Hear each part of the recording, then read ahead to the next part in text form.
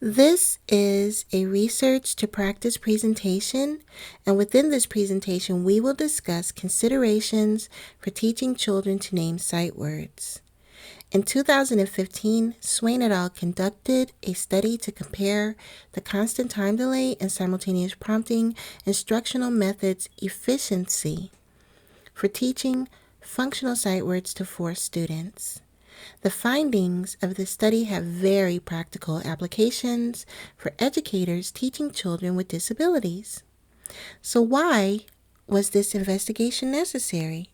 Why spend time comparing 2 evidence-based methods against each other?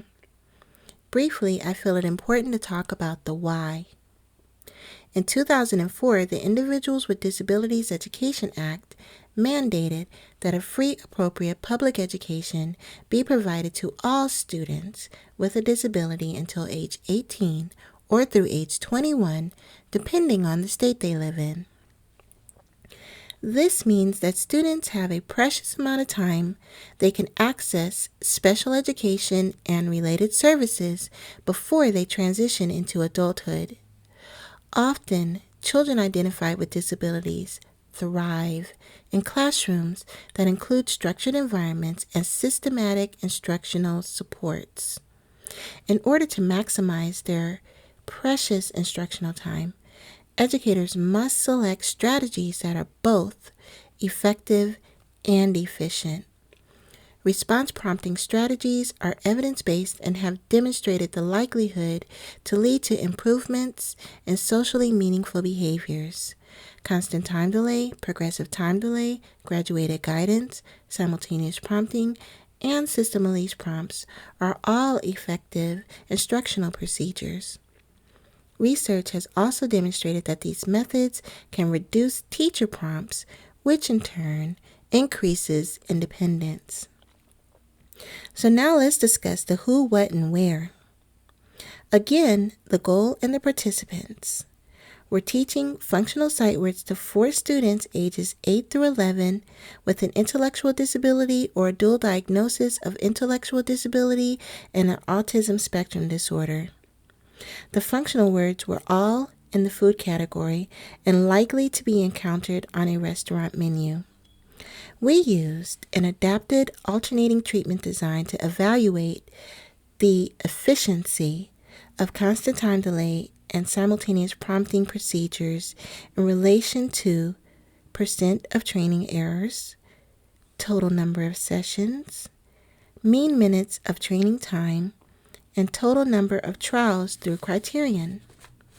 Results indicated that both simultaneous prompting and constant time delay were effective, but constant time delay resulted in fewer errors and simultaneous prompting resulted in less instructional time, with mixed results for the number of sessions and trials through criterion. So let's wrap up by touching on the application of this research to practice based on these efficiency measures. In the area of errors through criterion, constant time delay was more efficient in terms of number and percent of errors through criterion. Real-world application of this: increased errors reduces student opportunities to access reinforcement and increases the likelihood of problem behaviors during instruction. Sessions through criterion. Now this was interesting. Constant time delay was more efficient than simultaneous prompting for 2 of 4 participants. Simultaneous prompting was more efficient for 1 participant with the difference of 1 session less than constant time delay, and both methods were equally efficient for 1 student. In terms of application, this contrast demonstrates the need to proactively design instruction based on the individualization of learner characteristics and accessibility to curriculum. The mean instructional time through criterion was lower for simultaneous prompting compared to constant time delay for all participants. However, the difference between total time were minimal.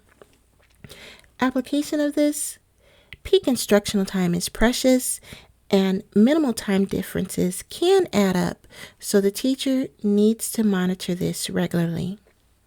Finally, generalization occurred from the classroom to a local fast food menu for 3 of 4 participants. And I will sum up the application of this by quoting Bear et al. Generalization should be programmed rather than expected or lamented. Thank you.